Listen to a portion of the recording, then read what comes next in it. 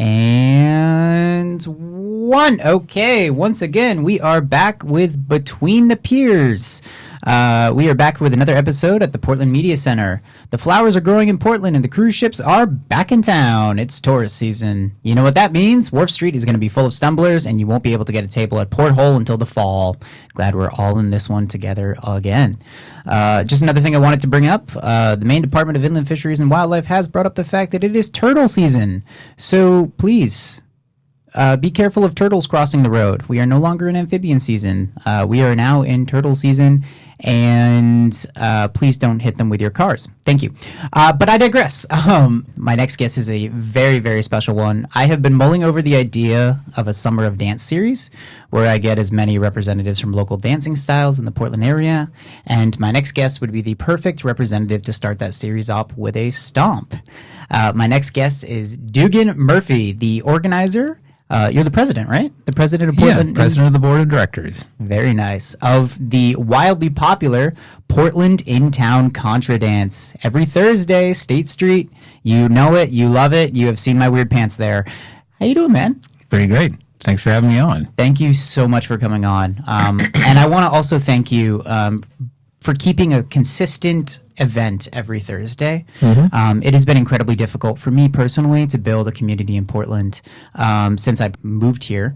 And Intown Contra Dance has brought me so much life and given me something to look forward to as personal aspects in my life has waxed and waned. So again, thank you so much for what you've done for me and for what I know for a fact is many others. Yeah, you're welcome. I do hear that from folks sometimes that, they're new to town and they're having a hard time kind of settling into the community. New Englanders famously can be a little standoffish sometimes to newcomers, and contra dancing for a lot of people ends up being kind of a shortcut to getting to know people. Absolutely. And that has been my experience every time I've gone.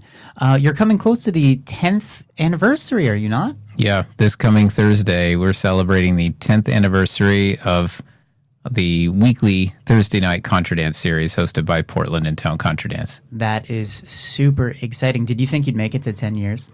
When I started this, I did have some idea of sustainability in mind. Yes, sure. I did. Of course, I didn't predict the pandemic stopping us for a while. No doubt. I don't know anybody would have in 2016. Yeah, for sure. Nobody could have imagined that a wild disease would come through and lock us all up. So I totally understand that. Yeah. Was it always at Stevens or State Street Church? Excuse me.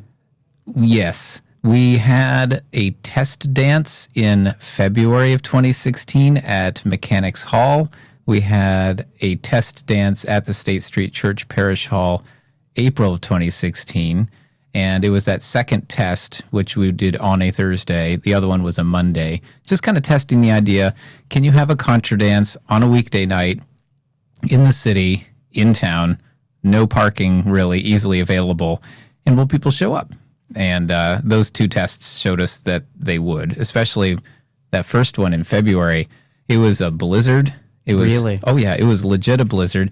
And yeah, we had something like 60 people show up to the Mechanics Hall on a Monday in a blizzard for like a 2.5 hour dance, however long we ran that one. And then the one we had in April, the following April 2016, that had even more people at the State Street Church. So that told us that Thursday nights at State Street Church would work just fine. And we started doing it weekly as the 10-year anniversary being next week suggests, in late June of 2016. And it's been weekly ever since, with the exception of the pandemic years when we were just not dancing at all. Yeah, totally. And then also, I think there's some Thursdays that just fall on holidays. Yes. So when I say every Thursday, I mean almost every Thursday. Sure. So there are a couple of Thursdays every year when the State Street Church needs their parish hall for other things. Mm-hmm. 3 of those Thursdays. And then occasionally there are holidays that happen on Thursdays, and we cancel those nights for the obvious reason. Yeah, absolutely.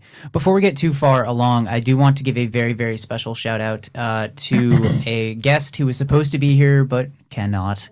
Dela is the treasurer of Portland Intown Contra? Yes. So I'm president. She's treasurer of the board of directors. You could also just kind of consider us the co-founders. Sure. Yeah. Absolutely. She really, really wanted to be here tonight. But I think she got sick. Regardless, we are going to have her on a future episode. Dela, you are awesome. Thank you so much for everything that you do for Portland Intown Contra. So let's get right into it. Say you had to pitch Contra dancing to somebody in 2 sentences or less. How would you go about doing that? I sometimes describe Contra dancing, if they really are kind of a technically, if they're asking me technically, like, what is it? And I want a phrase, I might tell them it's like square dancing, but less hokey. Okay. Yeah. I actually really like that. Square dancing, but less hokey. But then, I mean, obviously that doesn't really get into the heart of the experience of Contra dancing, being a dancer, you know, right? Mm-hmm. Like, really what gets people there is it's not the formation. It's not the particular dance moves. It might be the music, but it's probably the connection they get with everybody in the room. And how do you really describe that, right? So I've struggled with that quite a bit. And I've settled on saying, because it's a form of social dance, it's not partner dance like swing dancing or waltzing, where it's just you and one other person interacting for however many minutes. When you dance at a Contra dance, you have danced with everybody in the room, well over 100 people, and you've had some kind of interaction with all of them.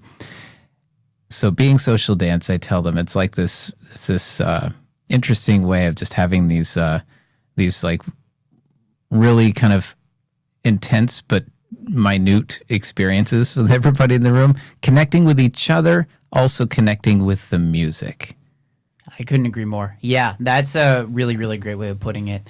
The music is always so pleasant, and it always reverberates super, super well in the State Street Church. And yeah, you're absolutely right. You do dance with everybody in your line, for better or for worse. You know, it's so incredibly exciting. You get to meet all these new people, and you get to chat with them for like the 10 seconds that you're together. Right. And it's just such an incredible connection and a vector for connection with people. Yeah. So I've also heard it described as like a human amusement park ride.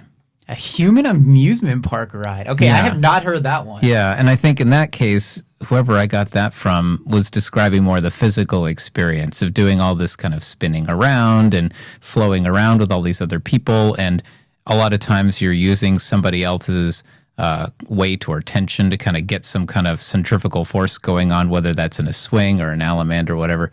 And you're just connected with all these other people. Like when you're in long lines, it's this whole line of people all the way up and down the hall. You're this one big unit of people stomping 4 stomps together forward, 4 stomps back together, you know. And it can feel like you're kind of like riding on a ride in that way. Absolutely. And the energy is completely infectious, which is awesome. And people get so into it, especially in kind of like the later dances where people start like shouting, people start cheering, people start stomping and clapping. It's just, the energy is so beautiful and such a like contradiction to the, if you won't pardon the prefix contra, it's just such a, like a, what's the word I'm looking for here? It's just such a, I can't think of the word, but there's everyday life and there's Contra, and they are not the same, is kind of what I'm trying to get at. Yeah, I think for a lot of people, Contra dancing is sort of this safe space. And you find, for instance, a lot of people who maybe have like straight-laced white-collar jobs during the work week, and then they get to the Contra dance, and this is where they wear the rainbow dress. This is where they like put on the sequins or whatever, and they kind of get to be a little more themselves, and they maybe feel like they are able to allow themselves to be in a public setting otherwise. Because Contra dancing, and you could say this for pretty much everywhere I've ever been to one degree or another, it's kind of a safer space for that sort of self-expression, flying the freak flag, if you will. Absolutely. And it's accepted, and it's valued, and it's just such a contradiction to the normal life. So what is the history of Contra dance? Is there like a region of origin that Contra dance comes from? Yeah, Contra dancing, as distinct from other types of folk dancing, really has its origins in the earliest eras of colonization in New England. Okay. When you see a bunch of Western European dance styles like English country dance, which is sort of our most direct descendant, even though that also is something that's still danced today, just like Contra, and continues to evolve to a degree. But you got English dance styles, other Western European dance styles from the French and Irish and Scottish. And then that's also merging with Native American dance styles. It's also merging with Black African dance traditions. And it kind of like morphs together in colonial New England into something that we have called Contra dance, since at least I think the earliest book published using that term goes back to the late 17th century, so late 1600s. I did not realize that it was so historical. Yeah, it goes back. And it's something, absolutely, and it's something that originated in New England? Yeah. Oh, yeah. Nowadays, it takes place all over the United States and also some places in like England and France, I think, have some regular Contra dance series. But yeah, originates in New England. Heck yeah, that's another good thing we did here in New England, folks. Yeah. You heard it here. So where does the name Contra come from? Because I feel like that's typically a negative prefix like contraband or contradict. Yeah. So in this case, I think the leading theory is that contra being a synonym for across, opposite of. So when you line up in a contra dance line, you're on one side of a set and your partner's on the other side of the set. So in a way, you're contra your partner. That makes so much sense. Yeah. Okay. I've also heard a theory about contra dance being an anglicization of a similar French term, but the theory that seems to jive best with my understanding of the tradition is contra just meaning across from or opposite. Yeah, that makes a lot of sense. Do you know the French term? I think it's like contredanse. It's if I spoke French, I'd probably do much better at that. Sure. Yeah, it's basically just like the same term but Frenchified. I see. Well, yeah, I think that's a thing that happens in France a lot. Like I think I remember hearing once, and this might not be true, but I remember there's a group in the French Parliament that's trying to English their French words. Oh, sure. Like that is a great example. And then like hamburger, I think is the same thing in French. And they get really frustrated about that. So they're trying to change it up a little bit. Yeah, I think the influence of the English lexicon around the world means that a lot of newer words that enter other languages around the world end up coming from the United States instead of the other way around. Historically, you have a lot of words in English that originate from Spanish or French or other like Latin languages. Yeah, I was going to say, Latin's the big king there. Was it, not to get too into language, but was it Shakespeare who really started to, this is I might be incorrect about this, and I am, was it Shakespeare who kind of took like the Latin and the Germanic and kind of brought it together and kind of created the first? No idea. No idea? Fair enough. Yep. I remember reading that once, and I might be totally wrong about that, and that's why I don't study language. Oh, sure. So, contra dance is commonly associated with barns and fiddles, and now that you've explained the history, that makes a lot of sense. And events like the Common Ground at Unity. I think that really attracts, Common Ground really attracts Contra dance, attracts a very specific archetype of person that you'd also find at the Common Ground County Fair. Yeah, and I would say that's one of the demographics Absolutely. that ends up coming up to contra dances, particularly in Maine, but depending on where you are in the country, one type of demographic might be more present than others. For instance, in a lot of places, there's a big chunk of dancers who are there because, let's say, they're computer programmers and they're locked up in a dark room all week, you know? You know how, like, when you're in a room with all these computers, they, like, keep the lights down and they, keep it really cold in there because the computers are heating up or whatever. And I'm thinking of one particular person I used to dance with in Cincinnati when I lived there briefly years ago. But he really, in my mind, he stands in for a whole group of people who they are kind of socially isolated, computer programming, and they also might be kind of socially awkward. And when they get to a social setting, they're wondering, oh no, do I have to look them in the eye? Oh, I'm not sure if I can handle that. Maybe I'll look at my shoes. Wait, should I look them in the eye? Maybe I'll look them in the nose. And then like, what am I doing with my hands? Should I have my hands in my pockets? No, that feels weird. No, should I have my hands out here? Oh, that feels weird, And all of these like social anxieties that go away when you go to a contra dance and you are told specifically by the caller what to do with those eyes, what to do with those hands and those feet. The whole thing is prescribed, and you get this really intense social experience without a lot of the pressures that socially awkward people feel.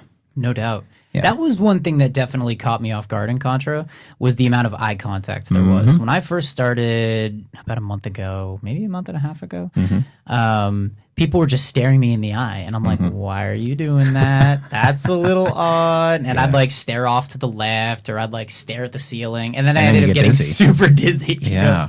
So nowadays I'm completely okay with it because I understand the necessity of it. But there's alternatives as well. Of course. Yeah. So eye contact, as you already know, and we're already demonstrating this, right? It has this this particular necessary need because it keeps you from getting dizzy. Yes. That can also be satisfied by looking at a person's nose while you're dancing with them, looking at their eyebrow or even their earlobe or something. If you're looking at their face generally, and it's a stable thing right there, that'll keep you from getting dizzy too. But then it brings up the point that when you do engage in that eye contact with other dancers, it's part of this experience of kind of like tenuous but intensely intimate connection do you experience with other people, particularly with your neighbor. You know, you might have this brief couple of second interaction with a neighbor. You're with your partner progressing all the way down the line. And over the course of that 8-minute dance-ish, you're interacting a bunch of times with your partner. That neighbor you might interact with for just a second, but you're like gazing into their eyes and you're swinging, spinning around with them or whatever. And it's like this, it's a really fun way to just connect with all these people you may not have ever talked to before. You might have met them just now. You also might have known them for years, depending on who this person is and how long you've been going to contra dances or whatever. Absolutely. And the connection is so intense as well. And I think that that's what makes contra dance so socially fulfilling, is how you have those brief but intense connections with people in a world that is so full of like social barriers. Yeah. I think as an alternative to like social media addiction, there's I think a resurgence amongst especially younger dancers' interest in contra dancing because of, we're all suffering from some level of, if not social media addiction, some other kind of like digital media addiction, right? And when you're at a contra dance, you have no opportunity to pull out and look at your phone. There's no opportunity at all. You know, you can leave it in your backpack. You can also just keep it in your pocket, but like we're all just doing all this stuff with our hands and feet and shouting and looking at each other and whatever. And so you get at least that 2 or 3 hour reprieve, really. And yet those hours fly by so quickly. Yeah, they do. Too. It's remarkable how quickly it's like, okay, this is the last dance of the night. And you're like, wait, already? Yeah. No, we just started. Yeah. And that makes me wonder, is there like a Contra-a-thon where it's just like... There are those. Yeah, yes. where like somebody... In fact, there is an event called Contra-thon. That happens, though, in Jonesboro, Tennessee. Oh. It's a 12-hour dance that happens over the course of a day. I think they host theirs noon to midnight or maybe 11 a.m. to 11 p.m., something like that. The person who started that, David Wiley, was inspired by the all-night contra dance that happened for many years until recently in Brattleboro, Vermont, called the Dawn Dance. The Dawn Dance. Yeah, that would start at 8 p.m., and then it would end just after dawn. Oh, my gosh. And so it dancing was all night long. And people were dropping left and right. And I mean, the crowd's a little smaller at dawn than it is at 8 I'd p.m. imagine so. But those who stick around for it get to see the lights turn off once there's enough light coming through the windows to continue dancing with just the light coming in through the windows. And that feeling is just this intense elation of like, oh, we made it, you know? Have you ever done it? Oh, yeah. I've done that a bunch of times. Okay. Yeah. Yeah, even though it doesn't happen anymore. I'm not sure when it stopped, but a few years. It might have been the kind of thing that stopped for the pandemic and didn't restart. But again, don't quote me on that one because I don't know exactly. However, there is still very much active these 12-hour contra dances that happen in Peterborough, New Hampshire, twice a year. The Snowball in October and that's the Fall Ball in October. Fall Ball, and then Snowball in January. Is it a continuous dance the entire time? They take breaks. Okay, yeah, totally. So they have 4 bands and 4 callers. Okay. And they break up the evening into or the 12-hour period into those chunks. So there's like maybe 1 or 2 waltzes during a set. Otherwise, one band and caller just kind of does contra dances for their almost 3-hour chunk. And then there's enough time for them to break down, get off the stage, new band and caller, get up there, sound check, they're set up, and then they start up again. Okay. So those breaks might run, 20 or 25 minutes, something like that. Much needed rest breaks. No doubt. Yeah, exactly. So you mentioned callers twice. For folks who might not know the contra dance setup, can you explain what a caller is? Yes, that's worth defining for people who aren't familiar with this already. So to make a contra dance happen, you need the space, you need a sound technician to set up the PA and everything. You need a band to play the music, and then you need your caller. And that caller, if you imagine all those images that everybody's familiar with to some degree of being at a square dance and having a caller up on stage and a mic telling you what to do, that is essentially the same thing with contra dancing. The major difference being, and now we're getting a little wonky, is that with square dancing, oftentimes there's an expectation of the caller switching things up a lot, prompting figures the entire time through the music, whereas the caller is going to not just teach you each dance before you do it, but prompt it a few times. But because it's a sequence that repeats every 32 seconds or so, that means that that caller can stop prompting after a certain period. And then it's just the dancers, the music, connecting with each other. And the caller just kind of steps back. So the role of a caller in square dancing is to keep the dancers on their toes. Yeah, there is a little bit more an expectation of keeping dancers on the toes in a square dance. And we do have square dances sometimes at contra dances. Yes. Have you seen that yet? Yes, I have. Yeah. I've been part of one, and I felt like that scene from, I think it's Halo, where it just says mission objective updated survive, and I was just like, oh boy, things are happening.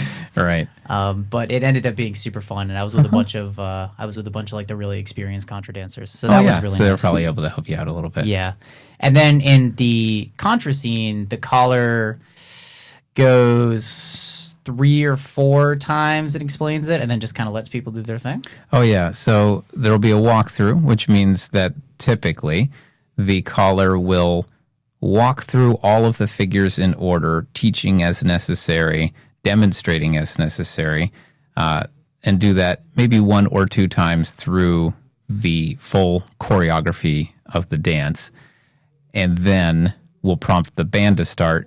And then the first couple of times the music's playing through their tune, the caller is going to prompt just about everything the whole time. And as the dancers start developing some muscle memory and learn what the figures are and how they're connected to each other, then the caller can start kind of fading off into the background. And then it just becomes, the dancers doing their thing. I also think it's really important to acknowledge that when I was talking about how contra dancing is really this merger of all of these different cultural traditions. Absolutely. Disparate cultural traditions like Western European and also Native American and also Black African. The calling tradition is one of the things we can most directly link to Black American contributions, because in older folk dancing traditions from Western Europe, the expectation was if you go to those dances, you've taken classes, and this is like an upper class thing. If you're thinking of like, I always forget, Jane Austen. If you're thinking of like Jane Austen books or movies, right?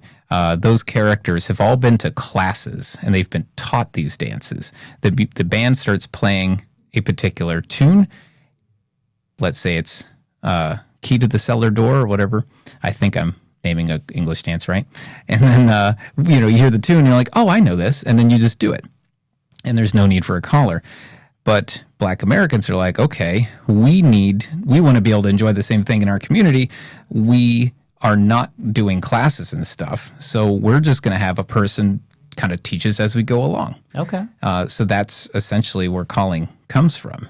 And now the expectation generally is, even at English country dances, as they're happening in modern times, the expectation, like at a contra dance, is to have that caller actively teaching each dance as you go along and then prompting with music. And that way, anybody, and I mean anybody, as you know, can just walk in off the street and like figure it out. And that's the beauty of it. That is the beauty of it. That's very interesting. Yeah. I never thought about that. So what about, have you heard of Shotzi? Shots? Are you thinking of Schottish? Schottish is a Scandinavian partner dance. Yeah. Which happens sometimes at contra dances. If it does, it usually is like the start of the second half. They like walk in a circle, right? Yeah, like partners will be kind of galloping around a circle in the same direction, going, I guess, counterclockwise. Yep. I remember I was at the waltz, there's the waltz at the New Church every third Sunday. And I remember I was at that, and then they did a Schottish, am I pronouncing that right? Schottish? Yeah, Schottish. They did a Schottish dance, and I was just watching like, I have no idea what's going on here. Right. Is there any rhyme or reason to it? Oh, yeah. It's a pretty succinct little pattern of figures that involves basically like two people side by side kind of going forward around that circle, and it's kind of like a step kick kind of thing. You do that a couple of times, and then you kind of loop around to face each other, and then you do something like what I guess you'd call a barrel swing. A barrel swing? Yeah. Is that something we do a lot of Contra? I haven't heard of a barrel swing. Yeah, barrel swings don't happen all that often. Okay, fair enough. And when they do, it's probably not a Contra appropriate thing? Or? Yeah, I mean, they are choreographed into contra dances sometimes, or non-contra choreography that happens at contra dances, like, say, a 3-face-3 dance, which technically isn't a contra dance because it's a different formation, but would fit very easily and well at a contra dance because so many of the figures are the exact same. Absolutely. It's very interesting because a lot of the people at Portland Intown Contra obviously dance a lot of other different styles. Sure. So you're just seeing this beautiful melting pot of all these different styles. And then you have all the folks with the I'm learning, please be gentle, who are just like, oh my gosh. Yeah. Oh, yeah. It's plenty of people. I mean, I think you'd probably agree, right, that like something like 15 to 20% of the people in the room any given week are there for the very first time or maybe their second time. Or And something like that. Absolutely awesome. Yeah. It's absolutely awesome when there's new folks, and it's such a welcoming environment too. Yeah. And yet you have dancers like my friend Tim, who helps set up and break down almost every week. He's been dancing for, and I think this is correct, 39 years. 39? Yeah.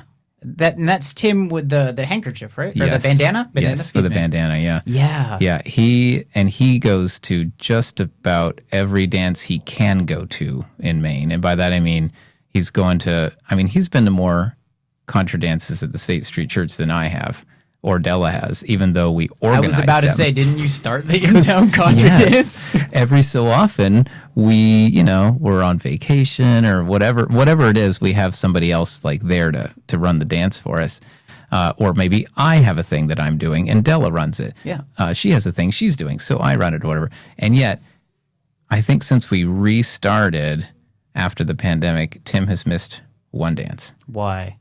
I don't remember. I don't think it ever happened. It doesn't really, yeah, I might be making that up. But point being that, like, he's at our dance every single Thursday, and then just about every Friday, Saturday, or Sunday dance that he can reasonably get to somewhere in Maine, he's there. So, and I can only assume that he's been pretty, like, that involved. He's been that involved since I've known him, and I met him probably around 2012 or so. That's probably when I met him. So he's a huge Contra aficionado.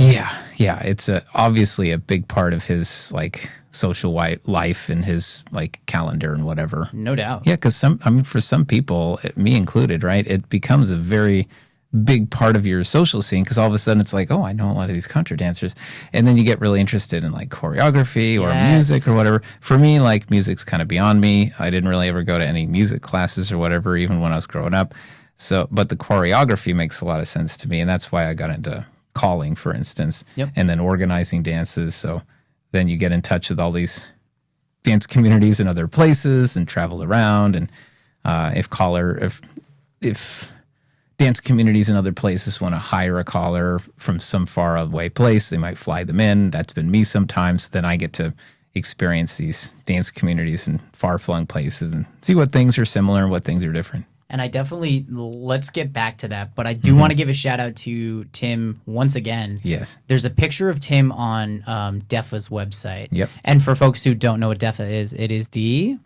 DEFA is Down East Friends of the Folk Arts. You could think of them as the statewide umbrella organization, nonprofit organization that supports folk dancing, folk music, folk singing, throughout the state of Maine. And the most obvious contributions they make are the annual Down East Country Dance Festival that happens in March every year. And then perhaps even more obvious would be the website they have, deffa.org or defa.org. And that website is the go-to place for anybody who's interested in anything related to Contra, English, square, folk singing, folk music, all those kinds of interrelated genres. All those events, for the most part, get posted. Because anybody who's in that world who wants anybody to show up for their event, they post it to that website. It's sort of the clearinghouse, if you will. Absolutely. I think there's Scottish folk dancing too. There is, yeah. And people wear kilts, and I think that's super cool. Mm-hmm. I definitely am. Another dream I have is to have somebody from DEFA on this podcast. Oh, so sure. if anybody from DEFA is listening and wants to be on my podcast, please be on my podcast. Oh, yeah. I can get you in touch if you're interested. That would be great. Yeah. That'd be super good.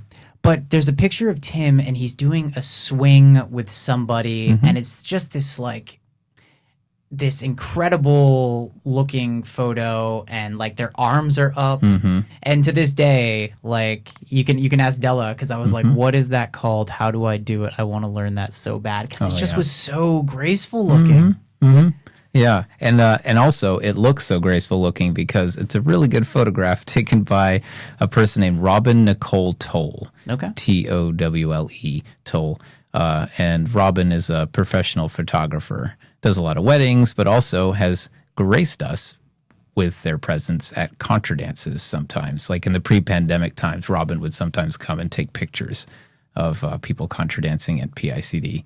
And so we have a wealth of photos that Robin took, and we're really thankful for. Oh, that's really, I did not know that. That's super cool. It's a great photo, Tim.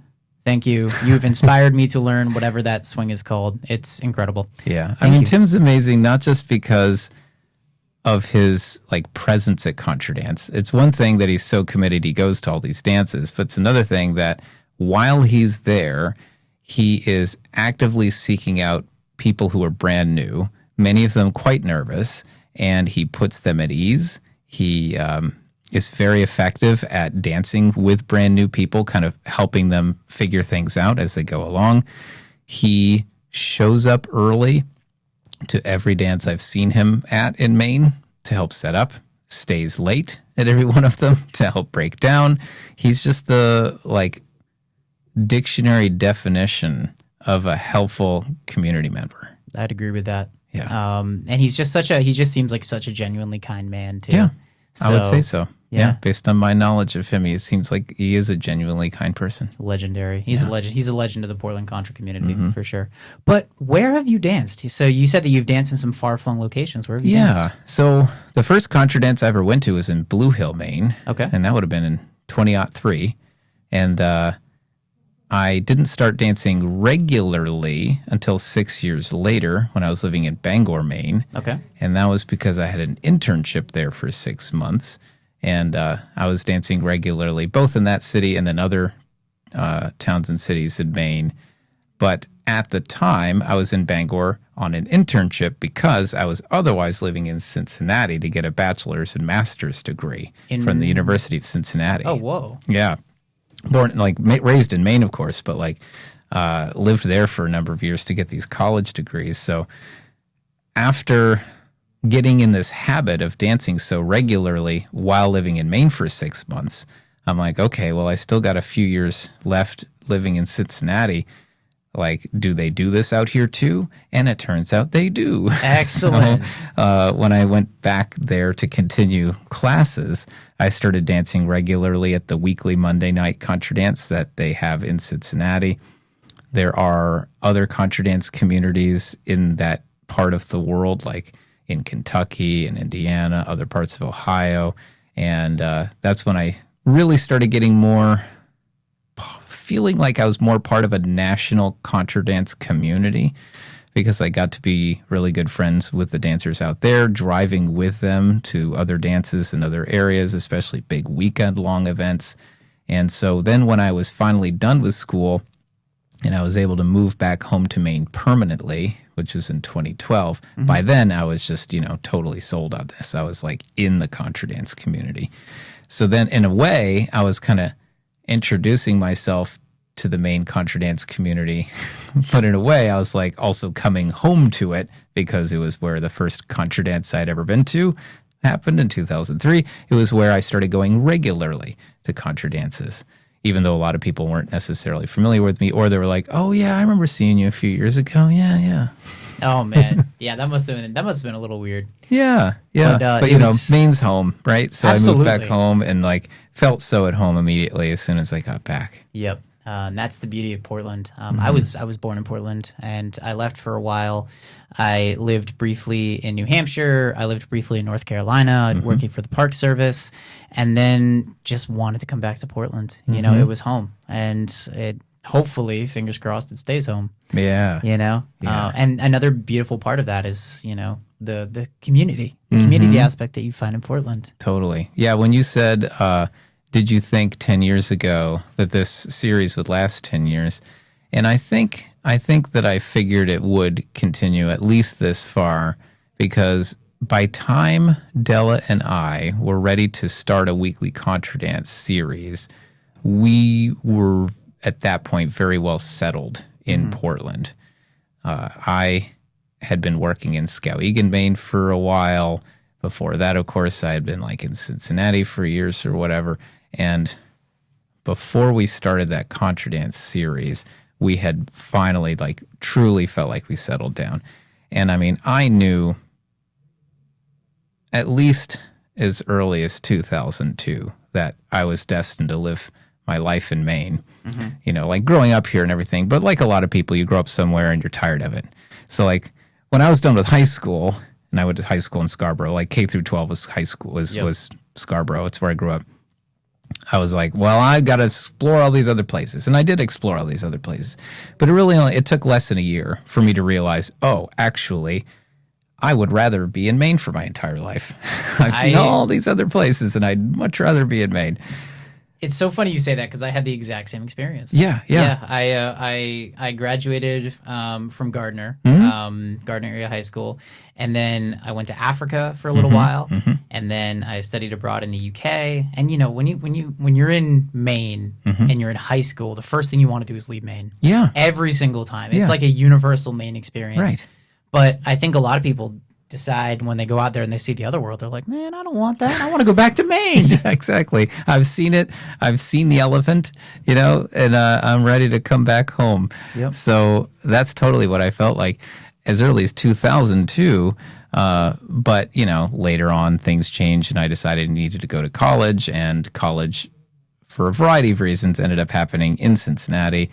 But so it wasn't really until like late 2015 that like Dela and I were together.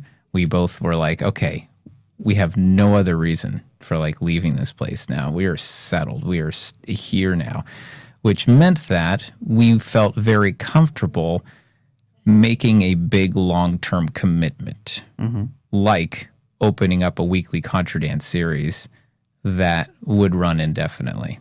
Knowing, of course, also that at some point it really ought to be handed off to somebody else. What we'd never want to be are these old fuddy-duddies who are running things the old way and turning off all the newer dancers or the younger dancers or whatever, and resisting change, right? We would much rather be the ones who hand it off to other folks and then happily attend Contra dancing in its newer form, whatever that ends up being in the future, Sure, the things that I absolutely. can't visualize, the things that I might not even exactly like. Yeah, But it'll grow. if It'll grow in if its own that's the way it evolves to survive and grow and thrive, then that's that. And we will hand that off at some point. But for right now, Dell and I are feeling really good about continuing to just take the lead on this and run this weekly dance series. And it's been great. Thank you. How difficult was it to procure the space? Because I know you're in State Street Church. I always call it Hogwarts. It kind of like It does feel a little. it does feel a little doesn't it? Hogwartsy. Yeah, it does. When you're walking like Monument Square and you see the pyre of State Yeah. Street Church over the brownstones, you're like, oh, look at that. Yeah. It's like I think State Street Church is one of the most beautiful places in Oh, yeah. Portland. Personally, Well, it's if we had a conversation right now with the architect John Calvin Stevens, who redesigned it. It was originally built in the 1850s, 1852, I want to say, and then in its current form, it's been in its current form since I think the 1890s, and that's thanks to John Calvin Stevens, who's basically like the most famous and more impactful Portland architect, certainly for his period of the late 19th century into the early 20th century. And I think I remember reading that State Street Church was his favorite project. yeah. And or like of all the projects he did, that's the one he felt like most successful at. You can tell it was a passion project. Yeah, it looks awesome. Yeah, and especially the dance floor looks really good. Yeah. The light comes in such a inviting way. It does get a little hot in there, It but can get hot, yeah. that's everywhere in Maine during Right. the summer because Right. it's so humid here. Yeah. And the acoustics are incredible. You can tell it was truly a passion project, State Street Church. Speaking of the dance floor, what kind of shoes are you wearing during Contra dance? Oh yeah. So some dance forms might have a particular prescribed kind of shoe. There is no prescribed contra dancing shoe, and you find all sorts of different solutions. So at the State Street Church, for instance, we're dancing on this beautiful historic wooden floor, and one of the rules handed to us by the church trustees is no outdoor shoes on the dance floor. So for a lot of people who, particularly folks who are just trying this out, they don't have dance shoes. They're just trying this out. So that just means they're dancing barefoot or in their socks. A lot of people do that even after they've been dancing regularly for weeks or months. They're like, nah, I just like dancing barefoot. It's fun. It's cool. And then you get a lot of people who have maybe something that just looks like a leather dress shoe. The important thing being that it's like a kind of soft sole, smooth sole shoe. You don't want anything grippy Yes. because that will wreck your knees Swings. and ankles probably because Yeah, of that all too. because of the way the swing happens, right? Some people will wear regular old shoes, just kind of like sneakers or whatever, and then they put something called a dance sock over the instep. So because there's so much pivoting happening on the instep of your foot, if you just have this kind of like elasticy fabric thing over that part of the shoe, and there's a product called Dance Sock, and you just order one online, and it's not very much money, then you can basically convert any kind of shoe to a dance shoe. I've never used those, but a lot of people do. And then you have like split sole shoes and Whoa. bowling shoes. A lot of people dance in bowling shoes. Bowling shoes. Yeah, because bowling shoes have they essentially slide, right? Exactly. Yeah. Like you look at the bottom of a bowling shoe, right? You're not seeing any grippy stuff down there. Yep. It looks kind of like a regular old leather dress shoe down there. Maybe a rubber heel, but just kind of like a smooth sole leather or something. So bowling shoes oftentimes are like pretty appropriate for Sure. contra dancing. Yeah. Super neat. I think I just bought my first dedicated pair of Contra shoes. They're in my bag right there. And it was another recommendation from Tim. Oh, cool. You worn them much yet? Huh? Have you worn them much I yet? have enough for them to wear down the grip Yeah. to the point where I can actually swing. Yeah, yeah. I had a pair of dress shoes that I was using, and they just got too slick to the point where I was ice skating while spinning. Yeah. And I was like, okay, this might be a little Gotta too be much. careful of that. So I ended up getting a pair of like Capezio jazz shoes. Oh, sure. Yeah. That Tim recommended, and they've been great. Great. The first day I was like, oh no, they're too grippy. I can't swing. But now they've kind of started to smooth out, and it's super, That's super great. great. Yeah. What is the general apparel that you wear in Contra? I don't know if you've seen the weird pants I wear. Oh, the, sure. The Germanic Landesknecht pants. I probably botched that pronunciation pretty bad.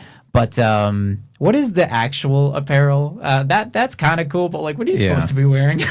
What you're supposed to be wearing is whatever you feel comfortable wearing in a situation in which you know you're going to start sweating. So not the Landis necked pants because they're like really heavy. Right. So what I tell people, for instance, is if you show up wearing a sweater, then you want to make sure you've got something light underneath it so you can take that sweater off. Mm-hmm. And because you're not going to be wanting to wear it very long, even if you show up in the middle of winter. Yeah, I think if you just have in mind whatever you're comfortable with when sweaty. Yeah. So, you know, some people are showing up and they look like they're dressed for a soccer match or going to the gym. Mm-hmm. You know, skirts get really popular at contra dancing among men, women, and everybody else. Absolutely. Because they twirl around. There's quite a bit more ventilation for your legs yes. than a pair of pants or a pair of shorts. A lot of people will come to a dance in winter in pants, and then they just kind of like duck off into the bathroom for a second. They come back out, and they've changed into a skirt or shorts. Yeah. Maybe. Because it just gets so hot. Yeah. It does get incredibly hot. Yeah. But I mean, like I said earlier, this is also where people will kind of like let their freak flag fly. So if they don't feel like there are other places in their life where they can really wear the like really fun, fabulous stuff, then they will often bring it to a contra dance and wear it there. Sure. Yeah. And I think that's another nice thing about Portland, right? Is the fact that there's so many places where if you're part of a community that's not like, I'm thinking of like, there's a place for you in Portland, whatever community you are, right? So like there's Geno's, there's Portland Intown Contra, there's all these incredible places for community members and people who maybe don't feel like they belong in the general Portland Wharf Street kind of culture. One of the most beautiful things was that I found that the social scene extends so far past Wharf Street, and I think that that's really, really special. Yeah, totally. And I mean, one thing that I've historically really appreciated about Portland is that we end up being the catch basin for all the interesting people who grow up in other more rural or smaller town parts of Maine and New Hampshire. Maybe they don't feel like they fit in there, and then they end up in Portland, and we get to hang out with them. Oh, definitely. It's the pipeline from rural Maine to Portland is a very, very big one, I would say. Yeah. And New Hampshire for that. So at least in Portland in town, the general standard is to balance the kind of high energy contra dancing with more low energy waltz. Is that an intentional thing throughout contra dancing, or is that like a Portland specific thing? No, we follow what I think has long been a standard in contra dancing pretty much everywhere we go, in that you start the evening with a lesson for people who are just showing up. You follow that with a few contra dances, and then you have a waltz, a break, a few more contra dances, another waltz, and then it's over. And there's some variation on that, depending on where you are and when. But for the most part, having a couple of waltzes in one evening, that's very common. Why is that? That's a good question.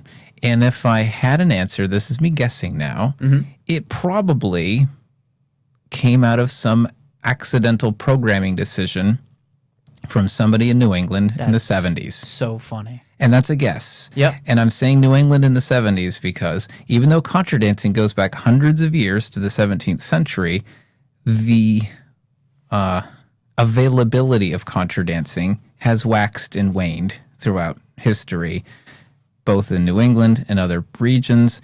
And a lot of the things that we see at contra dances are products of the most recent big revival of it, which would have been in the 70s, mostly baby boomers, mostly kind of somewhere on the hippie end of the spectrum. So even though it goes back way far beyond that, interest really kind of like drew down quite a bit into the early 20th century. And then there was something of a resurgence by the 70s. And I think that generation probably came up with a few precedents themselves that are taken for granted today, but probably date back no more than a half century or so. So it's kind of like the Olympics, right? How the Olympics have been around since Right. the very, very long time. And then Yeah. there was the modern Olympics, which began in Athens in the 1800s, was it? Yeah, like 1880s, 1890s. Yeah, the 1880s. Yeah. They're very recent. I know, exactly. In the history of the world, it's of like the modern Olympics, very recent as compared to The ancient Greek ancient Greek Olympics. Exactly. And it's not quite the same in that there wasn't really like this huge, multi-thousand year like period of no contra dancing, but it has definitely waxed and waned some. Sure. The 70s-ish is also when you started to see contra dancing expand way beyond New England. Okay. And you had a lot of people getting introduced to it maybe here and then bringing it elsewhere, for instance. Why do you think it expanded? I think it was kind of part of the like baby boomer countercultural reaction was like, we don't want to be part of kind of like mass consumerism.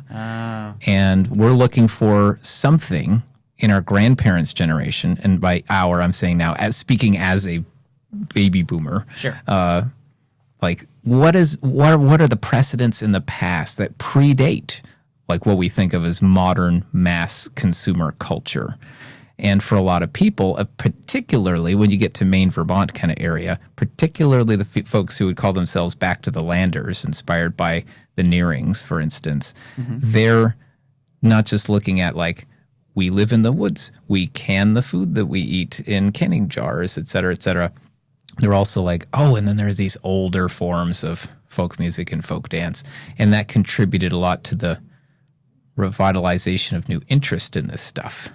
That then also means that when you get to the modern day, you just have new generations getting acculturated into it. And as things evolve, of course they do, you get to the modern day where you have certain things we've been doing at contra dances for the last couple of years, the last decade or two, and also things that go back 50 years because of the baby boomers. Yep. And then you got things that go back hundreds of years because those are the traditions given to us by these European, indigenous, and African forebears. Sure. So it's almost like a nostalgia, almost a nostalgia for a simpler time in defiance to mass consumerism. I think that's a fair way of summarizing. Yes. Yeah, absolutely. The back to the land impulse. Yep. Yeah. I think fair. that that's very real nowadays. Mm-hmm. I think especially as like things get more difficult, like economically, and purses start getting tightened, and I think that there's a nostalgia for this back to the land, wholesome lifestyle, and contra dance kind of goes in that hand in hand. Right, because people want to connect. Like people are tired of like the bar scene, or people are tired of all this superficial connection. And I think that that's what I would say drives a lot of people back to contra dancing and other forms of traditional socialization. Yeah, when you get to that modern back to the lander element, that is definitely a like significant demographic among many in contra dancing, but particularly in Maine. I think within Maine, you're going to find it more in like the mid-coast region. When you get to like Rockland, Rockport, Camden, Belfast, etc., those kinds of towns, then you're going to find many more people who don't bring a plastic water bottle. They bring a mason jar. Yeah, A ball mason jar to drink out of, And going back to the Common Ground County Fair, that's another one that is it called the Common Ground County Fair, or is it the Common Ground Fair? Common Ground. I know Common it's Ground Mofga. something fair. Common Ground. I'm so sorry, Let's folks. just call it the Common Ground Fair. The Common Ground. All right, sorry, folks. Yeah, because it's not a county fair because there's no Common Ground. Because there's no Common Ground County. Yeah, you're totally right. Whoops. But with the Common Ground Fair. Country Fair. I think Country that's it. Fair. Common Ground Country Fair. I'm pretty sure. I'm like 90% unsure. We're going to go with it. Yeah. But that's another thing that a lot of Back to the Landers love the Common Ground, Yes. because it's like a convergence of all of the stuff that makes Back to the Land so special. Yep. Yeah, that's where you're going to find the people who are interested in agriculture, organic produce, also folk dance, folk music. That's It's where you get just that a overlap there. convergence of so many people, and it's Yeah. really, really nice. Yeah, and I do meet a lot of people when I ask them, how'd you hear about contra dancing? aside from the number one answer, which is my friend over there invited me. Yep, that's how I started. Easily the number one answer. Thank you, Andrew. And then you go down the list, not very far. And then you get a lot of people who are like, I was just at the Common Ground Fair and I saw it happening, so I jumped in and I liked it. So then I looked up, where else does this happen, if not just the once a year that it happens at Common Ground? Yep.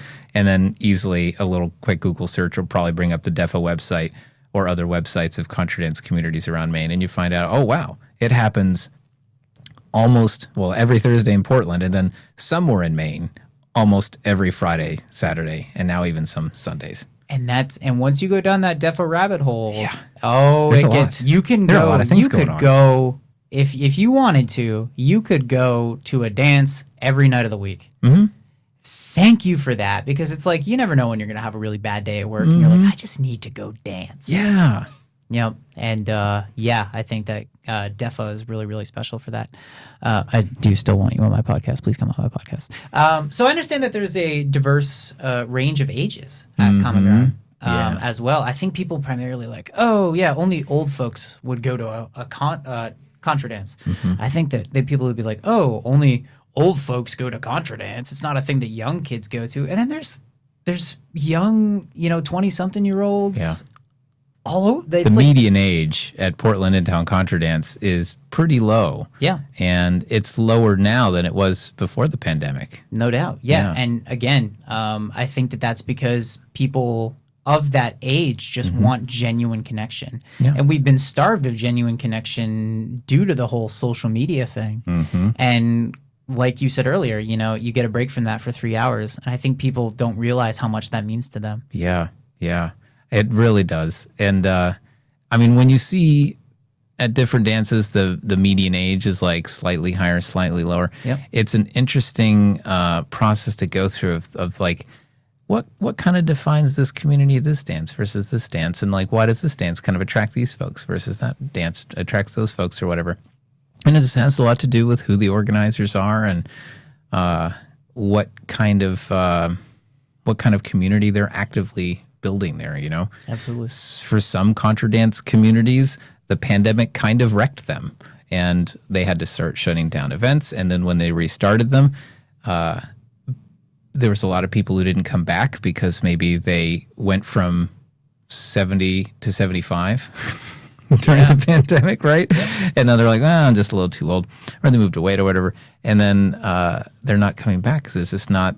They're not being replaced by the younger people. Yeah. And then other places, you find like very active recruitment of younger folks, and then you get to PICD, and it's all sorts of ages. Obviously, because you've been there many times, right? Many times, and I don't plan on stopping. Yeah, you see plenty of folks who are like dudes who are bald on top or like white hair or whatever.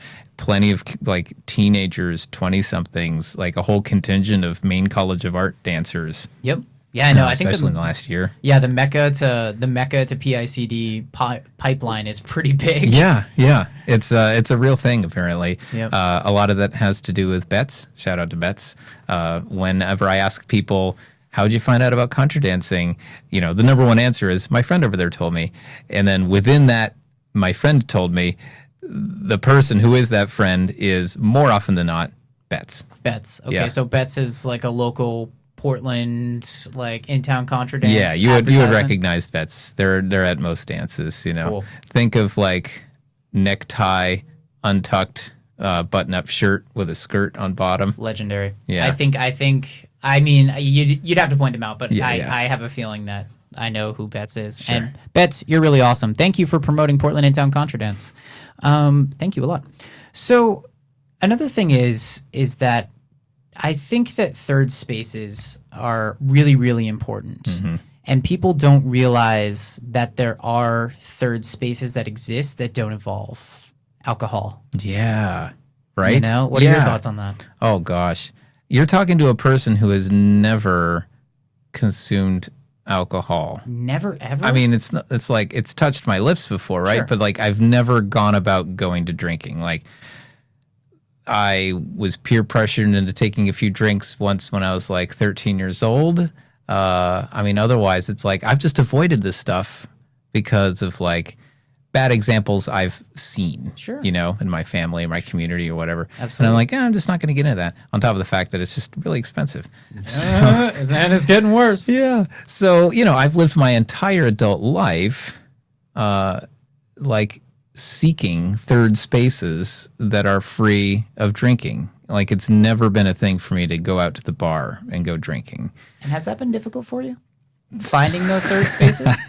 It can be sometimes. I don't doubt it, especially here in Portland. Yeah, exactly. Like, yeah, sometimes I feel a little like crazy for not being into that world, because it's like, oh, everybody else is doing it, right?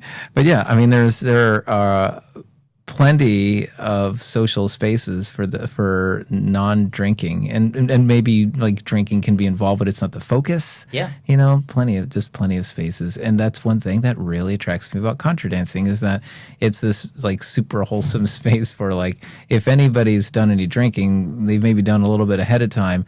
They probably actually haven't at all, because drinking and then spinning around a lot, not a great combination. The reason I'm laughing at that is because in the Maine guide exam, they tell you that one drink is equal to 3 drinks when you're boating, right? Because you're constantly going up and down and up and down, Yeah, right? So interesting. one drink will roughly intoxicate you as much as 3 drinks would on land when you're in a boat. Contra dancing, I'd imagine, is not much different. Yeah. Right? 1 drink equals 3 drinks at the contra dance. Okay. Right? You're spinning, and then you're just like, oh boy. Yeah, that sounds like it's probably a fair comparison. I would Yeah, say you might as so. well tell people that, right? If they're thinking about drinking a little before the dance. It's not that kind of dance. I don't know. It's not the kind of dance that you'd pregame. And I think that would honestly take away from the experience.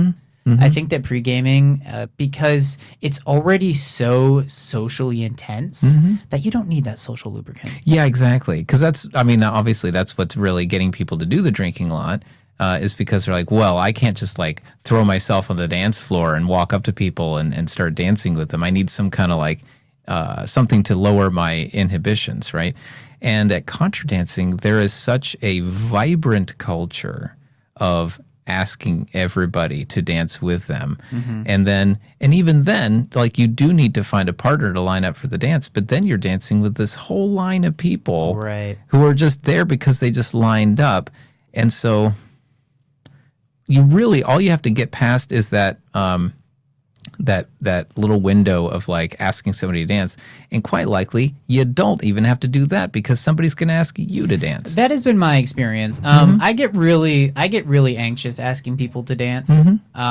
So most of the time I don't. It takes a lot for me to go up to somebody and ask them to dance, but most people ask me. Yeah. And I'll tell them right to their face. I'm like, yeah, thank you for asking me, because I would not have asked anybody otherwise. Yeah, I think that's the thing you're gonna find in contra dance communities across the country. Yeah. This vibrant expectation of people just walk up and ask you to dance. Though I'm also very proud to say that in Maine, statewide, and this has been everywhere I go with contra dancing throughout Maine, we are even better in that direction, I think, than the national average of contra dancers, in that we are totally open to asking all these people, never met them before, including and especially people who are just trying it for the very first time. Yeah. You know, I'm actively seeking them. Tim is actively seeking them. Oh, yeah, he is. Right? Because for me personally, there's my own personal reasons, which is like, I get a real sense of satisfaction out of introducing to somebody a thing that I really love, which in Yeah. this case is contra dancing. Yep. And also, I really enjoy the challenge of helping them do it in a way that they feel successful. Yes. Because dancing with a brand new dancer is a very different experience than dancing with somebody who's been doing it for a very long time. Oh, absolutely. And you I can tell. Yeah, I really appreciate that challenge of like, all right, how can I kind of meet this person right into the door, very first time, meet them where they're at, and help them figure this out. Yep. And then, of course, there's also the very personal reason of, I would love for this to be continuing into the future. Yep. Which means you need people to try it for the first time, like it, and keep coming back. What would you What would you say the biggest inhibitor is for people starting out in Contra?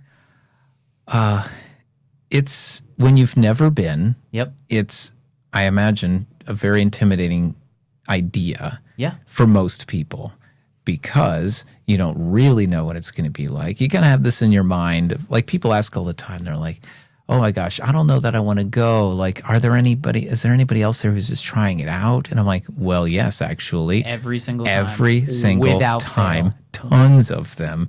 So I think there's a broad misconception that it's going to be this cliquey space where you're going to have to like edge your way in. Yeah. And nobody wants to try to have to do that.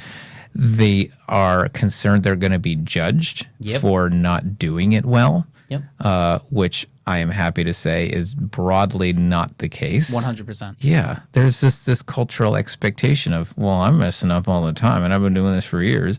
So obviously you're going to mess up sometimes. That's fine. We're expecting you to mess up a bunch of times. It's part of the fun. Exactly. It's part of the fun. Yeah. The caller's telling you what to do. That's a suggestion. Yeah. I mean, and then another funny thing is when you mess it up to the point where you just have to stop and you're like, wait, guys, hold on. Give it just a minute and let's try this again. Yeah. It's a repeating pattern every 32 seconds or so, right? Yeah. So you have a new opportunity to do it right every 32 seconds. Yeah, exactly. So it can be really intimidating, which is, I think, another reason why the vast majority of people who come try it for the first time come at the behest of somebody they know and trust. Yep. Because it's so much easier to say yes, to make the decision to go, I think, if somebody has asked you to go whom you know and trust. Because you're like, oh, well, Betts really likes this. I know this person.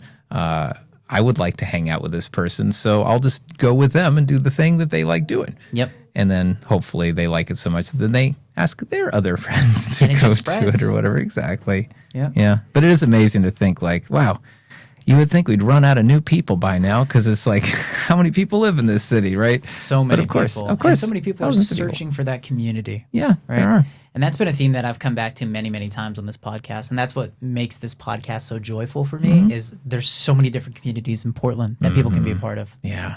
And that's one of the many beauties of this town. Yeah. But before I get too sentimental about that, in your opinion, what is the most difficult step for beginners to learn? I have an opinion on this, but I want your opinion on this. Sure.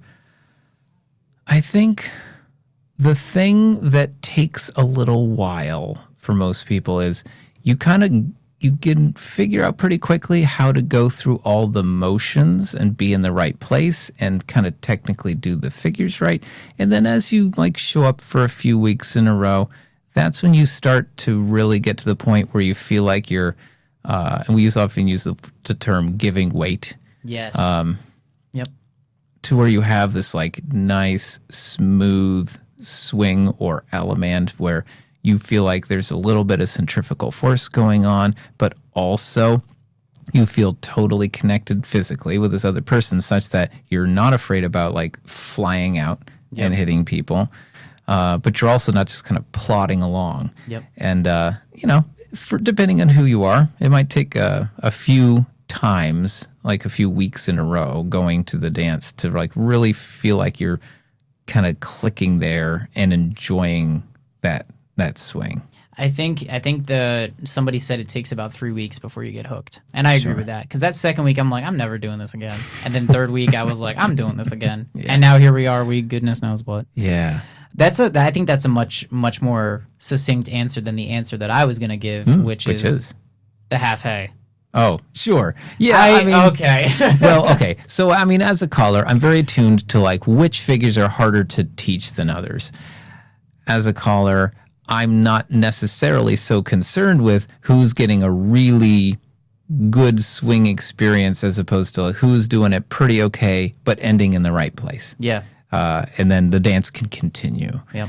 Because I'm up on the stage just kind of looking at the whole group of people to see if the machine is operating sufficiently well. Have you ever seen a line completely collapse? Oh, yeah, I have. Okay. Oh, cool. Yeah, plenty of times. But then, yes, it's the figures that involve the least amount of physical connection that oftentimes are the ones that are most likely to break down and or the ones that are hardest for newer people to figure out.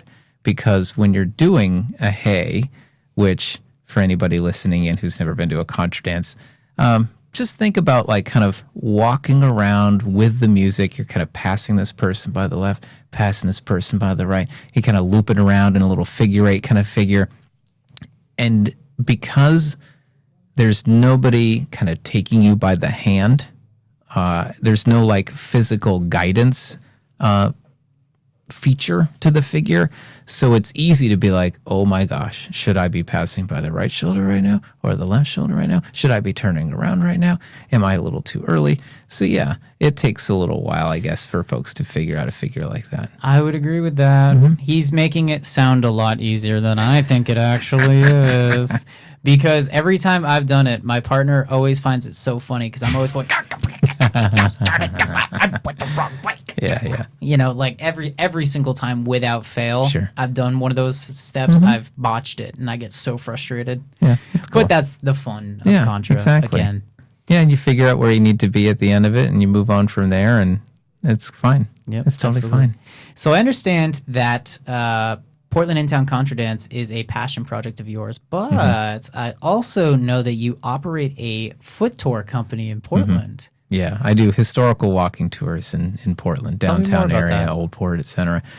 So I've been a tour guide in Portland since 2018, but an independent walking tour guide since the 2022 season. Okay. So Dela and I started this walking tour company, like becoming independent tour operators, starting it up in late 2021 and then launching it in early 2022.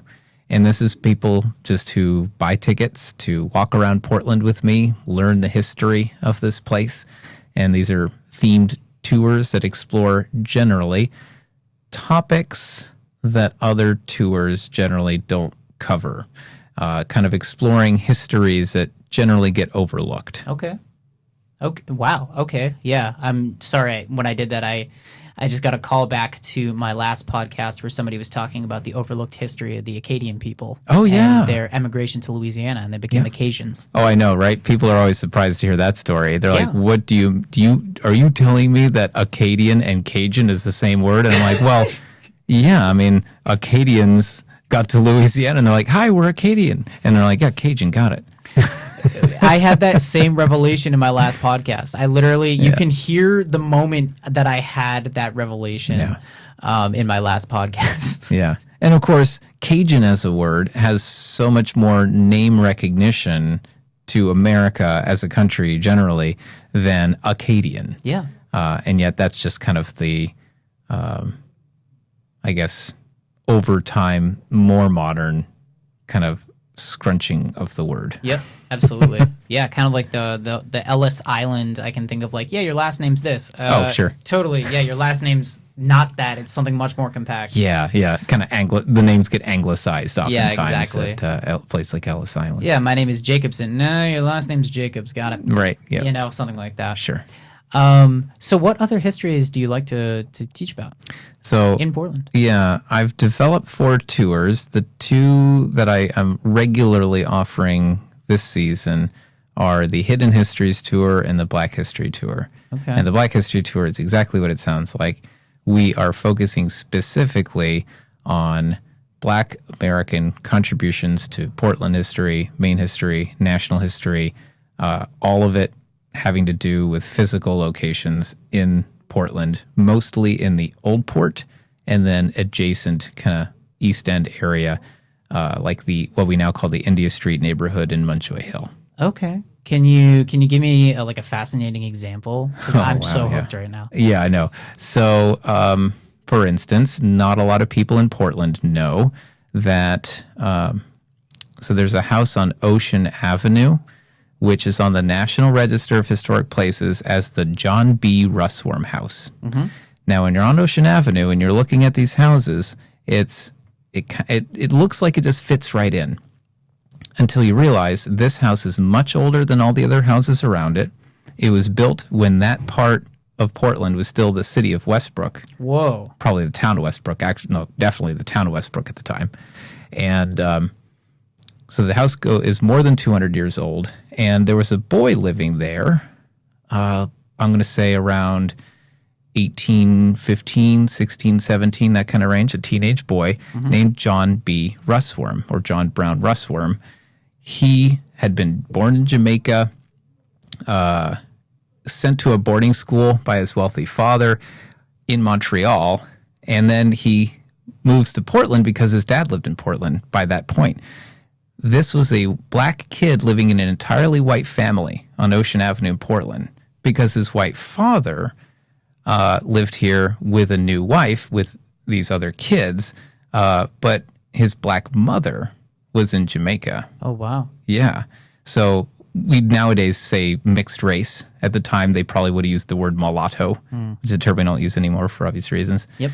And this kid became the third black college graduate in U.S. history. No kidding. He founded the first black-owned newspaper in American history, and he became the governor of a country in West Africa called the Republic of Maryland. The Republic of Maryland? The Republic of Maryland, Like- also like sometimes our called state? Maryland in Africa. I know it gets dense. I should have picked a topic that is more easily explained in a that's nutshell. insane because it's like it is insane though. Is that in relation to, this is a wild stretch here, I suspect, but is that in relationship to like Liberia? Because I know Yes. Liberia, really, it is Liberia. That country is no longer a country. Its boundaries now are essentially the county of Maryland in the country of Liberia. I knew it had something to do with Liberia Yeah. because Liberia is very. There's a lot of American. I guess you could say American. I don't want to say influence, but I think influence is fair. Influence, Yeah, okay. it was essentially a colonization project led by Americans, sending black Americans to Liberia to live there. Yep. The British did the same thing, and they founded Sierra Leone nearby. got it. Yep. So this was a project that enjoyed very little support among black Americans. Yep. Black Americans, being born in this hemisphere, generally in the 19th century, because we're talking about John B. Russworm was born in 1799, and he moved to Africa in, I think, 1829. Black Americans at that time generally felt, for very good reason, that they were owed full citizenship Of course. in this country. Yeah. They built it with their blood and their sweat. They were born here. And when organizations were telling them, this one organization, the American Colonization Society, that's the group that That's founded what it was called? Yeah, that's what they're called. Jeez. They founded Liberia, right? So so this organization is approaching free black Americans and saying, but wouldn't you rather live in Africa? You know, that's what your ancestors are from. And these black folks are saying, I don't speak those languages. I don't eat that food. I don't practice those religions. Why would I ever want to go to West Africa? Yeah. So most of them are like, I'd rather fight for the end of slavery here in the United States. I'd rather fight for full citizenship here because we've earned it. Yeah. And then you had a tiny minority of black Americans, John B. Russworm among them, this kid from Ocean Avenue who wanted to go to West Africa as an emigrationist to kind of create this Pan-Africanist, black nationalist vision of West Africa. Yep. Something that, for instance, Marcus Garvey took up, another guy born in Jamaica, Yep. but became very famous in the United States as well. That guy, though, he was doing his thing 100 years later in the 1920s. Was he influenced by? He was influenced by John B. Russworm. Yeah. So we're talking about the father of Pan-Africanism, Was who influenced? went to Bowdoin College, whose house still stands in Ocean Avenue, whose father is buried at Eastern Cemetery in Portland. Oh my gosh, that is. That is one of many stories which come up on this walking tour of Portland. So it's very important, folks, if you're listening to this, to check out By the Foot tour. Portland by the Foot. Portland by the Foot. Do it. Check it out. It's really fascinating. That is just a snippet of what you're going to hear on it. So yeah, definitely check that out. So recently I was in Salem, Mass. And I would say that Salem, Mass is like the foot tour capital of New England. Everybody Sure. loves, the House of Green Gables, Salem Maritime, the witchcraft. Everybody loves the witchcraft stuff. Yeah. I actually got to see Giles Corey's memorial, which was like, whoa, there it is. There's the guy. More weight. Like, which was dark as heck. Oh, yeah. Yeah. But someone told me there that the tour guides just like completely fudge up facts like it's no one's business. Sure. Yeah. What are your thoughts on that as a tour guide? So one thing that I like to pride myself on as a tour guide, not only am I intentionally going after stories that typically are overlooked by other tour guides, overlooked by kind of official histories of Portland, Maine, or the United States, but also I pride myself on being a research-based tour guide. I am not just a tour guide in that tour guides are here to kind of inform and provide entertainment. I really do call myself a public historian. Yep. And I pride myself on having a rigorously research-based tour, multiple tours that I've created, which is just to say that if I hear stories from other tour guides or local people to explain phenomenon, I look into it. I check on it. I don't just kind of trust the hearsay. Yeah. So, for instance, there's you ever notice the cannonball sticking out of a building on Exchange Street?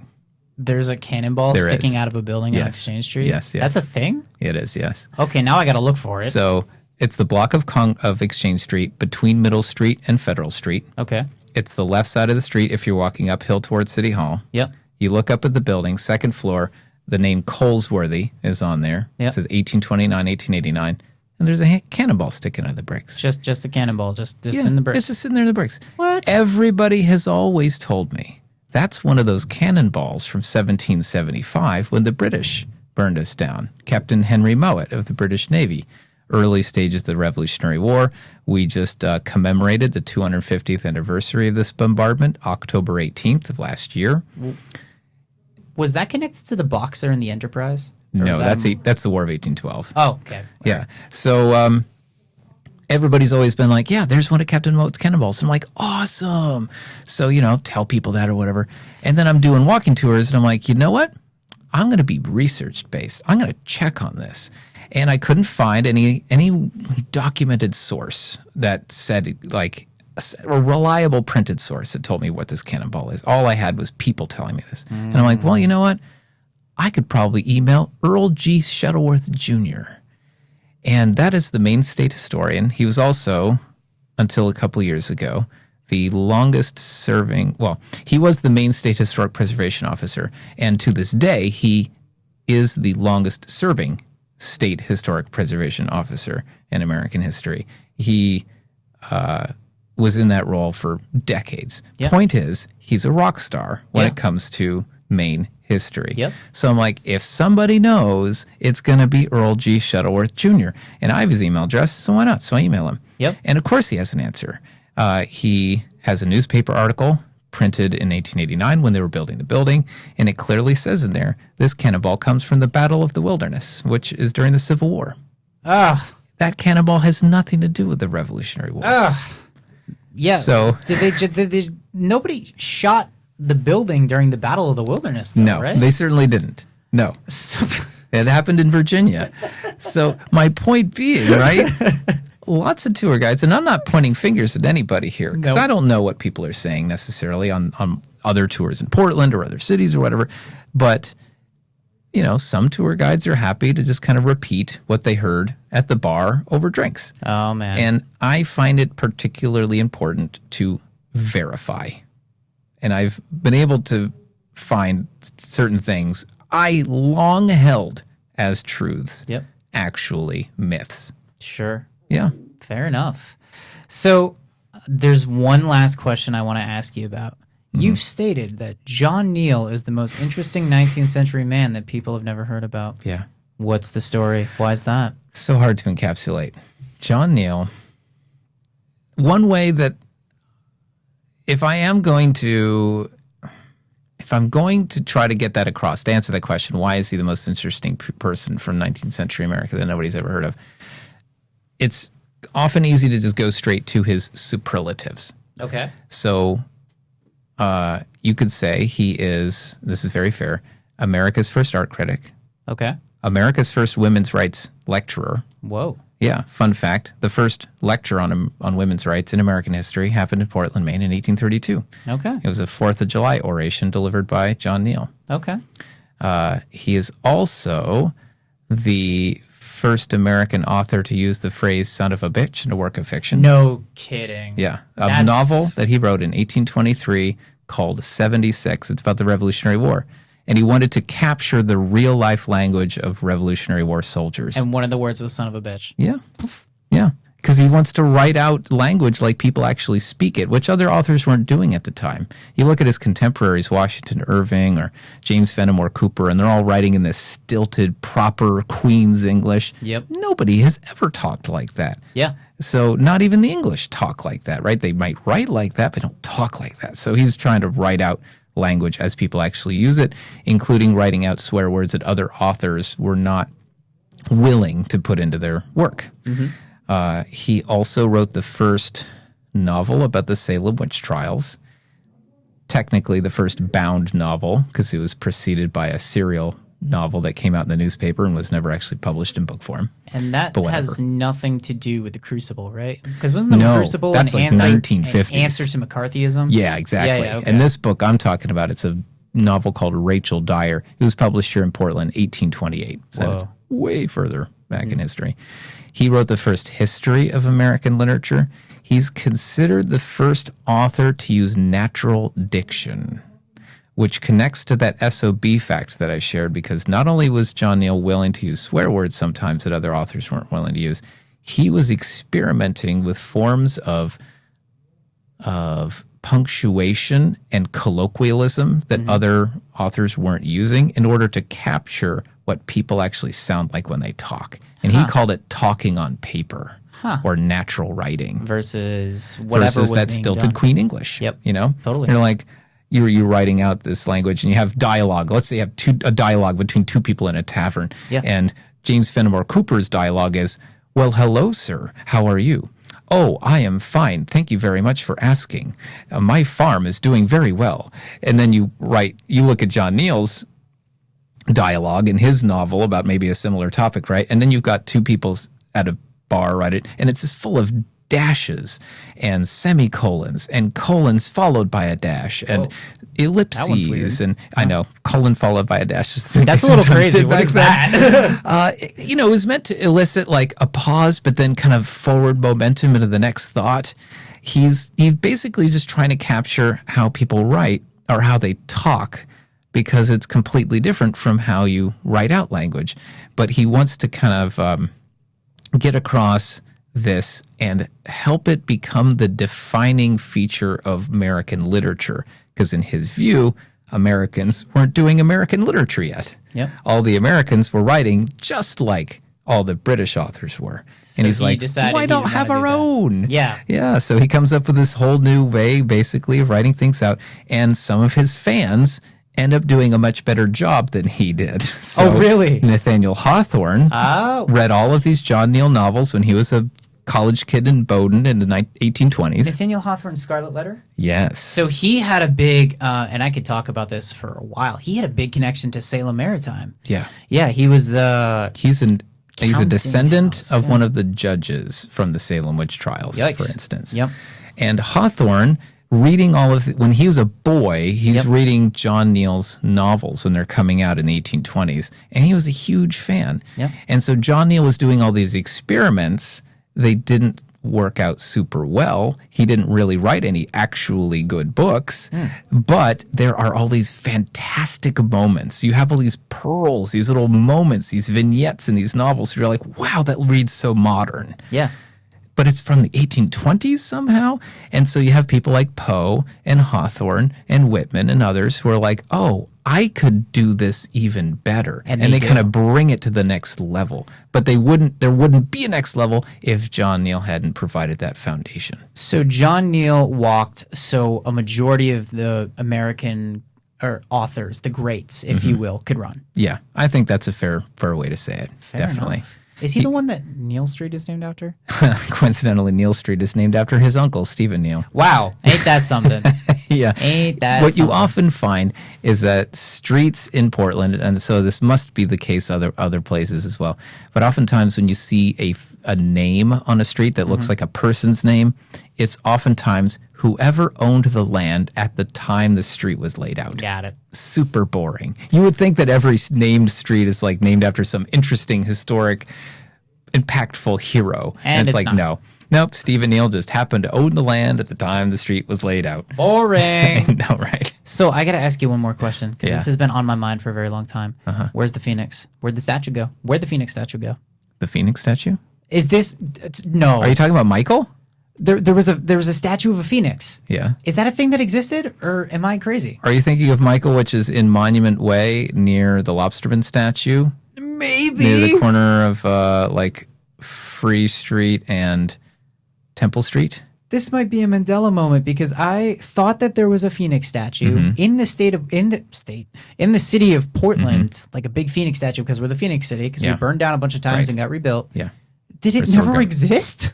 So the one I'm thinking of is very angular. It's very interpretive. It does not look like a bird. Okay, that's not it. So it's very interpretive, but that's apparently the inspiration for this. And so it's just called Michael, and it's meant to, it's a kind of interpretation of a phoenix. So where and how big? What are you thinking of? Oh my gosh! Apparently, this statue never existed. I mean, there's certainly a phoenix in the city seal, and you see that above the door, the front gate of City Hall. I lived in Portland from when I was born to when I was about 10. Yeah. And I swear there was this giant gold plate phoenix in, I think, near Piers or near Congress Street Park. If this never existed, then I don't know what to say. You might be making this up. I might be making this up. Oh my gosh. I hate that this is my There is also a bird over the door at, I feel like it's either the Time and Temperature building or the Fidelity building. Okay. And people talk about it as if it's a phoenix. It might be, but I don't think it actually is. That's insane. Yeah, I could have swore there was a gold-plated phoenix, but apparently there never was. I mean, Oh, are you man. sure you're not thinking of the one over the City Hall gate? Because that's don't think I because that am. is gold, I and it's gotta like go. right on top of a shield. I don't think that's. I mean, it's not a statue though. You know? yeah, no, this was a big statue. Oh dear. Wow, Yeah. gold plated, huh? Maybe I don't remember. I was young. Yeah, you might be. This might be something you made up from your Oh, memories of childhood. Yeah. Sorry to say. That's tough. So, okay, wrapping this all up, Yeah. and I'm going to go home and think about that Phoenix statue that does not exist. Yeah. But going back to Contra, Yeah. if you could get a message off to somebody who is interested in Contra, interested in going to Portland Intown Contra, but might be self-conscious about starting or messing up a dance style where newbies messing up seemingly has a disastrous effect on the whole line. As you said, you've seen entire lines collapse. What would your message be to somebody who wants to show up but just is afraid to take that jump? Well, I'll speak first directly to the idea that messing up might destroy an entire line, which really the important thing being the fear is your mistake might then detract from everybody else's experience.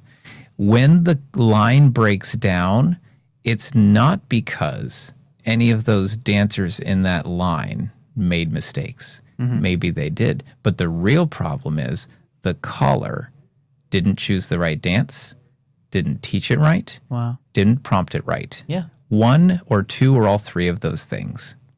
That's the caller's fault every time. No kidding. I never Yes. thought of it that way. Yes, because if the caller chose the right dance for that group, if the caller taught it well and is prompting it well, and I only hire like good callers or brand new callers who show potential and are receptive to my feedback and mentoring so that they can become really good callers. Absolutely. That means that at PICD, you never really ever see those big breakdowns for the most part. Yeah, no, totally. I For the never most have. part. Yeah. But what about that? What about that person who maybe Yeah. has just moved to Portland? They're Right. looking for that sense of community. They can't find it. They've heard about Intown Contra, or maybe they listen to this podcast and they're like, Contra dancing, that sounds cool. Yeah. But they're self-conscious to take that jump. Yeah. What is your message to them? Yeah. I'm just gonna say, like, you don't even feel like you need to find somebody to go with you.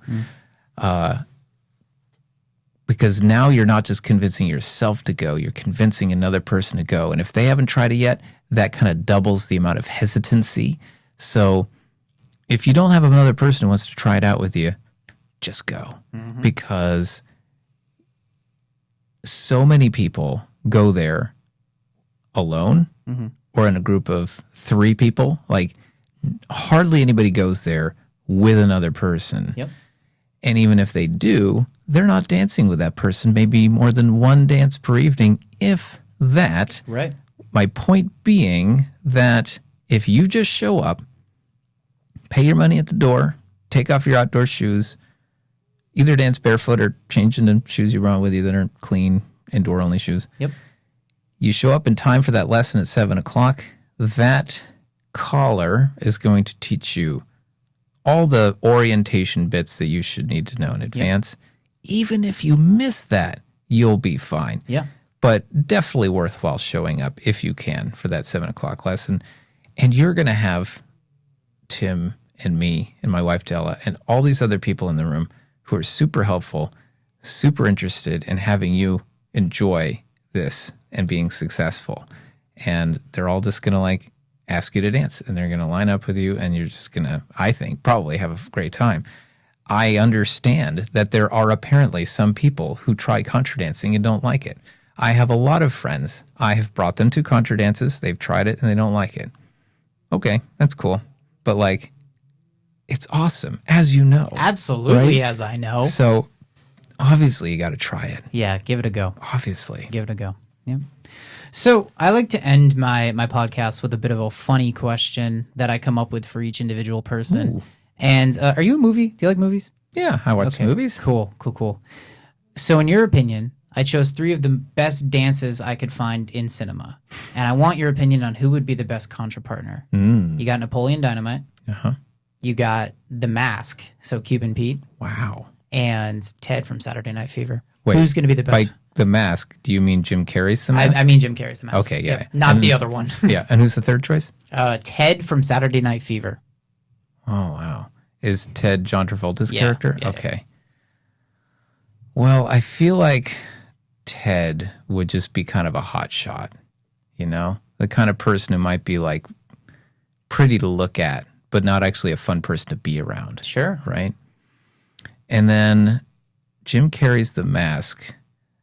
That guy, I think, is problematic. He's gonna spin you until he like the balance and swing. The swing is gonna be disastrous. It's gonna be at like 300 miles per hour, and you're gonna Exactly. leave thinking you were in that NASA like rotation thing they do with astronauts that you always see in the movies. Yeah, he's like a old school Warner Brothers cartoon, you know? So you're gonna be in for a rough one. It's like Taz the Tasmanian Devil, same deal. Yeah. And then our third choice again was? Napoleon Dynamite. So I guess I'm going with Napoleon Dynamite. Wow. Because I think he's going to prove that even the most awkwardest of individuals you would think have no potential for doing a good job at dancing, they actually are going to do a good job at dancing. Because when you go to contra dance, if you can walk, you can dance. You can dance. Yep. And I have even seen people dancing, contra dancing, legitimately, who don't really walk.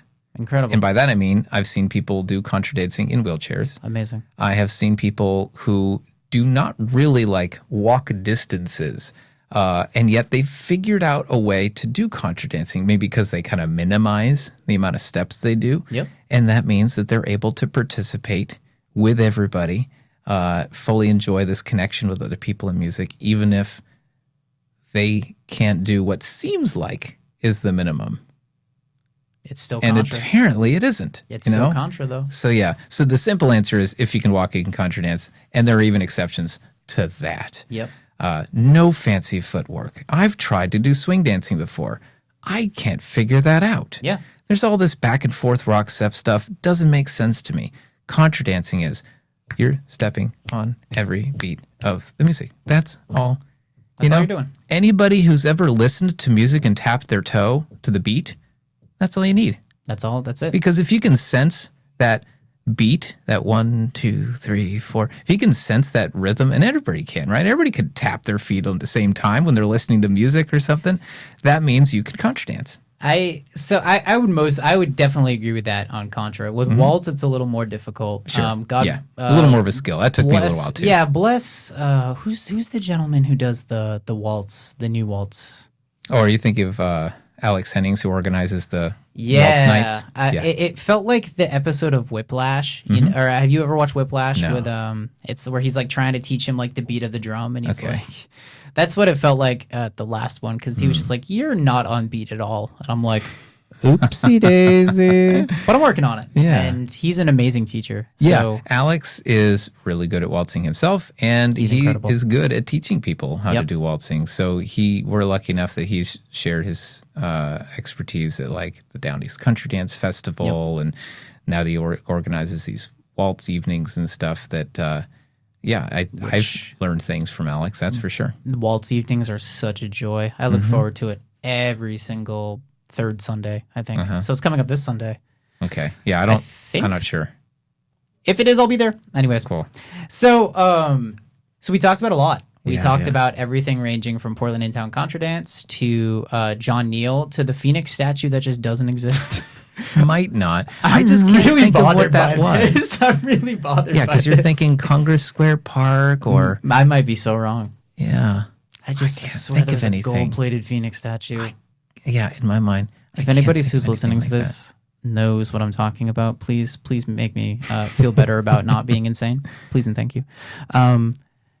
Dugan, it was so great to have you on Between the Piers. Thank you so much. We are going to, if possible, have another episode because I'd really like Dela to be on this as well. Yeah, totally. Yeah. So let's do this again. Thank you so much for coming on and chatting with me. And I definitely want to take one of your foot tours. So please let me. Yeah, of course. Thanks for inviting me on. Absolutely. I'm always delighted to talk about contra dancing because it's such a fun thing that I enjoy so damn much. And I even got to talk about history a little bit, which is something that I really enjoy doing also. So thank you for that opportunity. Fantastic. Yeah. Thank you so much for listening, everybody. And as always, stay weird, Portland.